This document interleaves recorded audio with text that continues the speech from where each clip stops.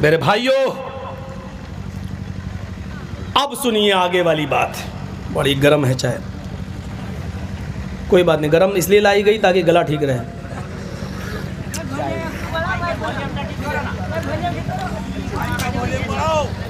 بھائی بار بار شکایت کیوں؟ ہمارے منہ ہٹا لے رہے ہیں نا تو اس کا یہ کٹ جائے گا سب جب سامنے آ جائے گی۔ ایسا ہے، سنیے میں منہ نہیں ہٹا رہا ہوں، میری بولنے کی سٹائل ہی ایسی ہے۔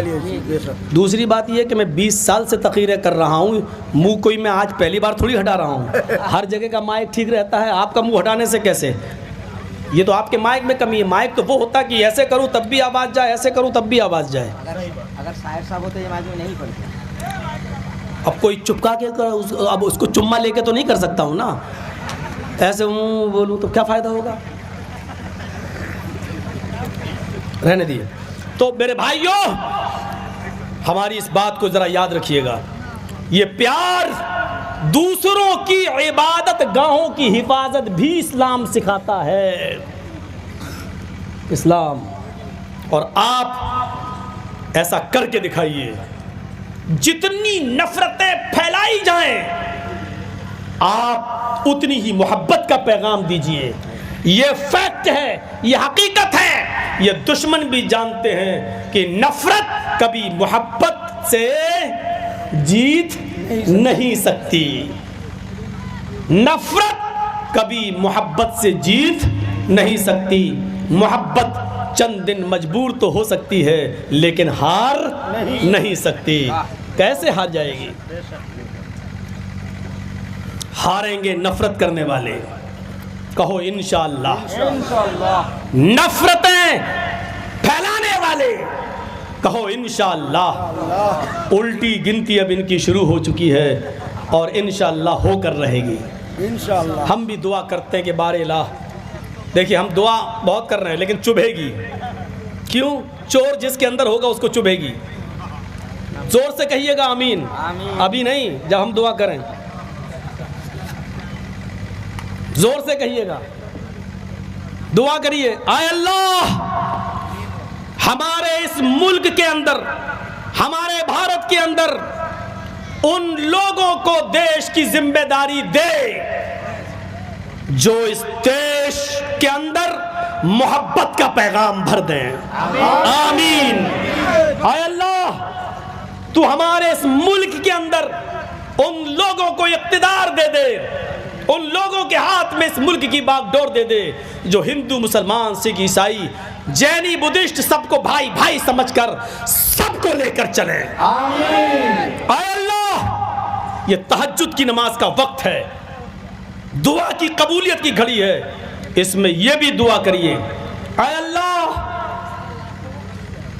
تو ان لوگوں کو تباہ و برباد کر دے، نیست و نابود کر دے جو اس دیش کی ایکتا اور اکھنڈتا کو توڑ رہے ہیں، اے اللہ تو ان لوگوں کو برباد کر دے جو اس دیش کے بھائی چارے کو مٹا رہے ہیں، اے اللہ تو اس دنیا کے اندر ایسی دردناک اور کتے کی موت ان کو دے جو ہم ہندو اور مسلمانوں کو، سکھ اور عیسائیوں کو آپس میں لڑانے کا خواب دیکھ رہے ہیں، اللہ ایسی موت دے کہ ان کی آنے والی نسلیں بھی پیدا ہونے سے پہلے ان کی روح بھی کانپ جائے، جو لوگوں کے لیے نشان عبرت بن جائے۔ میں سمجھتا ہوں کہ میں نے یہ دعا کوئی خراب دعا نہیں کی ہے، اب جس کے دل میں چور ہوگا وہ کہے گا کہ ہمارے اوپر کہی گئی ہے، اور جو کہے ہمارے اوپر کہی گئی ہے سمجھ لو کہ وہی لڑا رہے ہیں اس دیش کو، سمجھ لینا کہ وہی اس دیش کو لڑا رہے ہیں، وہی اس دیش کو نقصان پہنچانا چاہتے ہیں۔ ہم سے ہمارا دیش مت چھینو، میں آپ سے والہانہ امید کرتا ہوں۔ اب سنیے آگے، حضرت عمر روتے ہوئے کہتے ہیں عیسائی سے، پادری سے، ہم نے تمہاری گرجا میں نماز نہ پڑھ کے تمہیں ذلیل، تمہیں انسلٹڈ نہیں کیا ہے، بلکہ ہم نے تمہاری گرجا کی حفاظت کی ہے۔ جب گرجا توڑ کر مسجد نہیں بنائی جا سکتی ہے تو مندر توڑ کر مسجد کیسے بنائی جا سکتی ہے؟ اسلام صاف کہتا ہے جس مندر کو توڑ کے مسجد بنائی گئی وہاں ہماری نماز ہوگی ہی نہیں۔ ہوگی ہی نہیں ہوگی. ہمیں خوشی ہے سپریم کورٹ کا فیصلہ ہم نے مانا. دیش میں امن, سپریم کورٹ کا فیصلہ کیوں نہیں مانیں گے؟ مانا, تسلیم کیا. لیکن خوشی اس سے بڑھ کر یہ ہے کہ سپریم کورٹ نے یہ کہا کہ مندر توڑ کر مسجد نہیں بنائی گئی تھی. جو الزام ہمارے اوپر لگتا تھا وہ دھل گیا. ہم یہی چاہتے تھے. اب تمہیں مل گئی کورٹ کا آدیش, لے لو بھائی, لے لو بھائی. لیکن ہم قیامت کی صبح تک اس کو مسجد مانتے ہیں, مانتے رہیں گے. کیونکہ سپریم کورٹ نے کہا ہے کہ 1947 کو مسجد تھی, 1949 تک مسجد رہی. تو جب کورٹ نے اس کو مسجد مانا تو ہم کیوں نہیں مانیں گے؟ ہاں, اب اس میں تمہیں مل گئی, کوئی بات نہیں, آپ رہیے, بنائیے, شوق سے جو کرنا چاہو کرو. ہم بھی اس کو مسجد مانتے ہیں اور مانتے رہیں گے, یہ ایک الگ بات ہے. چلو میرے بھائیوں, اب حضرت عمر فاروق آگے بڑھے. امیر المومنین اب یروشلم کی طرف جا رہے ہیں. حضرت عمر جس اونٹ کے اوپر بیٹھتے تھے وہ اونٹ ان کا خادم اسلم چلاتا تھا. یہ طے ہوا تھا 1 میل تم پیدل چلو گے, میں اونٹ کے اوپر بیٹھوں گا, اور 1 میل میں اونٹنی کی لگام پکڑوں گا, تم اونٹ کے اوپر بیٹھو گے. غلام کو کہا نہیں آپ امیر المومنین ہیں, تو کیا ہوا, تم تھکو گے, تم پریشان ہو جاؤ گے, تم ہی چلاتے رہو گے اور میں بیٹھا رہوں گا. نہیں, یہ ہمارے نبی نے فرمایا اپنے غلاموں سے اتنا کام نہ لو جو وہ اٹھا نہ سکے. ہم تم سب برابر ہیں, یہ ہمارے نبی کی تعلیم ہے. غلام اور امیر سب برابر ہیں, آقا اور غلام سب برابر ہیں. 1 میل عمر بیٹھتے تھے, 1 میل ان کا غلام بیٹھتا تھا. غلام بیٹھتا تھا تو عمر اونٹ کی لگام پکڑتے تھے, اور عمر بیٹھتے تھے تو ان کا غلام. اسی حال میں بیت المقدس آ گیا. بیت المقدس اور بیت المقدس پر یروشلم کے اندر تمام یہودی اور عیسائی کھڑے ہیں. آج عمر کو دیکھنا چاہتے ہیں کہ کون ہے مسلمانوں کا قائد, کون ہے مسلمانوں کا لیڈر, کون ہے اسلام کا ہیرو. آج دیکھیں کون ہے جس نے چپے چپے پر اسلام کا جھنڈا لہرا دیا. وہ دیکھنا چاہتے تھے, لائن میں کھڑے ہیں, دیکھنا چاہتے ہیں. لیکن اتفاق دیکھیے, جب یروشلم آیا, بیت المقدس آیا, 1 میل رہ گیا, حضرت عمر فاروق کی اونٹ سے اترنے کی باری آ گئی, اور لگام پکڑنے کی باری آ گئی, اور ان کے غلام کو اونٹ پر بیٹھنے کی باری آ گئی. الٹا. اب حضرت عمر نے کہا آہاں روکو. غلام کہتا ہے چپ بیٹھ, 1 میل لے چلوں گا میں. حضرت عمر نے کہا اونٹ روکو. غلام کہتا ہے امیر المومنین آپ لگام پکڑیں گے, میں بیٹھوں گا, لوگ کیا کہیں گے, آپ کی عزت کا جنازہ نکل جائے گا. حضرت عمر نے کہا اگر میں اونٹ کے اوپر بیٹھا رہا اور تو لگام پکڑا رہا تو اسلام کا جنازہ نکل جائے گا. میری عزت کا جنازہ نکلتا ہے تو نکل جانے دے, اسلام کا جنازہ نہ نکلنے پائے. روک. اس نے کہا نہیں روکوں گا, امیر المومنین آپ بیٹھے رہیے, آپ امیر ہیں. آپ اس حال میں حضرت عمر کود گئے. ہٹ بیٹھ, چل چل میرا حکم ہے, چل بیٹھ اوپر. بیٹھ گیا. اب بات کیوں نہیں مانے گا امیر المومنین, اچھا نہیں لگ رہا. اچھا ہم تم دونوں پیدل چلیں. کیوں, بیٹھو تمہاری باری آئی, بیٹھو. بٹھال دیا اور لگام پکڑ کے چل رہے ہیں بیت المقدس تک. یہودی اور عیسائی مسلمانوں سے کہہ رہے ہیں تمہارا امیر المومنین وہ ہے جو اونٹ کے اوپر بیٹھا ہوا ہے, بڑا پتلا دبلا ہے لیکن بڑا طاقتور ہے, پورے اسلام کا پرچم لہرا دیا. وہ امیر المومنین ہے جو اونٹ کے اوپر بیٹھا ہوا ہے. اور مسلمان کہتے ہیں نہیں, اے یہودیو, اے عیسائیو, میرا امیر المومنین وہ نہیں ہے جو اونٹ کے اوپر بیٹھا ہے. ہمارا امیر المومنین تو وہ ہے جو اونٹنی کی لگام پکڑے ہوئے ہے.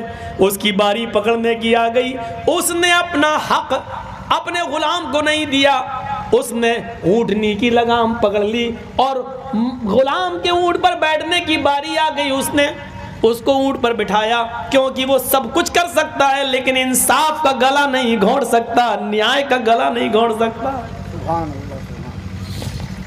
حضرت عمر اسی حال میں اونٹنی کی لگام پکڑ کر بیت المقدس کے دروازے پر پہنچے اور وہاں کھوٹی سے اونٹنی کو باندھا، مسجد کے اندر گئے، 2 رکعت نماز پڑھ کر باہر نکلے۔ جب باہر نکلے تو حضرت عمر کا یہ عدل، یہ انصاف دیکھ کر دروازے کے باہر بہت سے یہودی اور عیسائی ایسے تھے کہ ان کی زبان سے کلمہ نکل رہا تھا، اشہد ان لا الہ الا اللہ واشہد ان محمدن عبدہ ورسولہ۔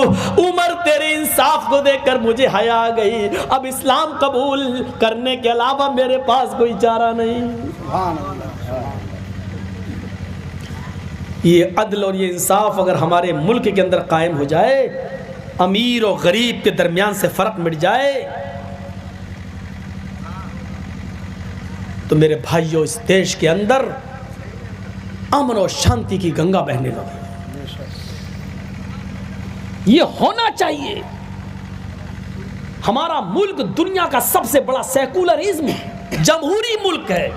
یہاں سے زیادہ جمہوریت، یہاں سے زیادہ اپنی بات کو پوری آزادی کے ساتھ کہنے کا ادھیکار کسی دوسرے ملک کے اندر نہیں ہے۔ اور یہ ہمارے دیش کے پردھان منتری مودی جی کی دین نہیں ہے، یہ مت سمجھنا۔ یہ گرہ منتری جی امت شاہ کی دین یہ نہیں ہے، یہ اپنی بات کو آزادی کے ساتھ کہنے کا حق ہمارے اس دیش کے سمویدھان نے، قانون نے ہمیں دیا ہے، بابا امبیڈکر نے دیا ہے، ان کے بنائے ہوئے قانون نے دیا ہے، مہاتما گاندھی نے دیا ہے۔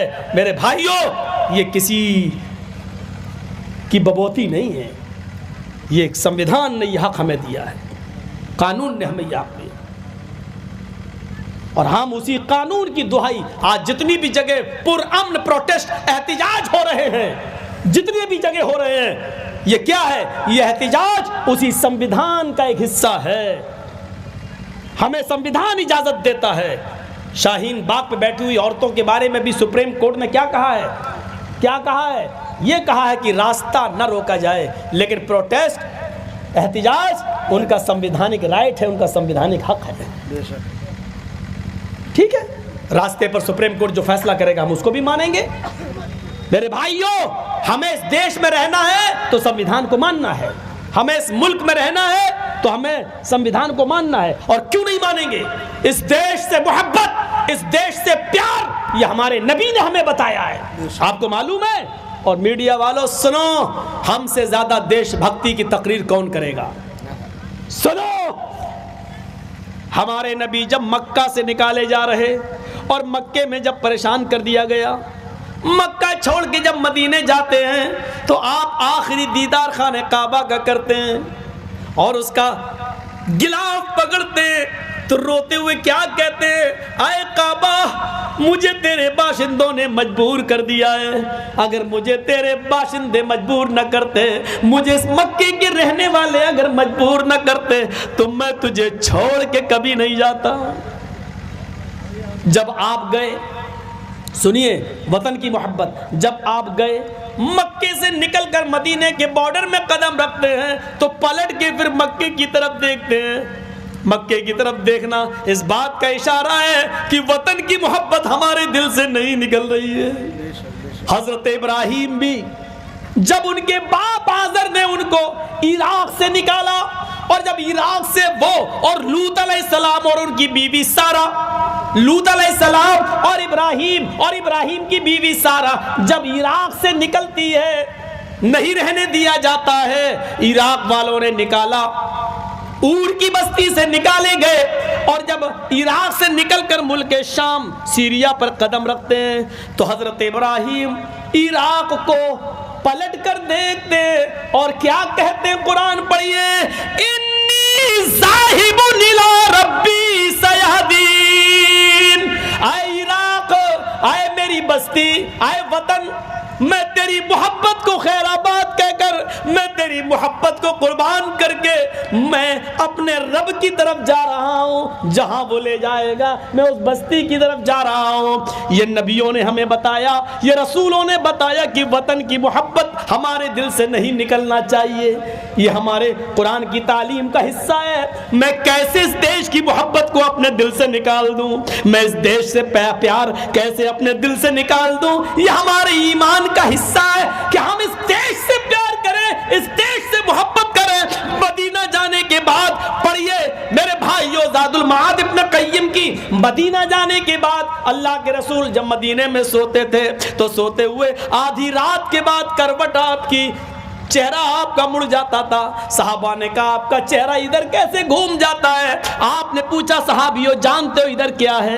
صحابہ نے کہا نہیں. کہا ادھر میرا شہر مکہ ہے اور وطن کی محبت میرے دل سے نہیں نکلتی, مکے کی محبت میرے دل سے نہیں نکلتی. میرے بھائیو وطن سے محبت کرنا یہ ہمارے نبی نے ہمیں سکھلایا ہے, یہ اسلام نے ہمیں بتایا ہے. اس لیے اس وطن سے ہمیں اور آپ کو سب کو پیار کرنا چاہیے, محبت کرنا چاہیے. اس لیے یہ بھی گزارش ہے آپ سے کہ پروٹیسٹ احتجاج کرو تو پرامن کرو, لیکن دیش کی سمپتی کو نقصان بھی نہیں پہنچنا چاہیے, توڑ پھوڑ بھی نہیں ہونی چاہیے.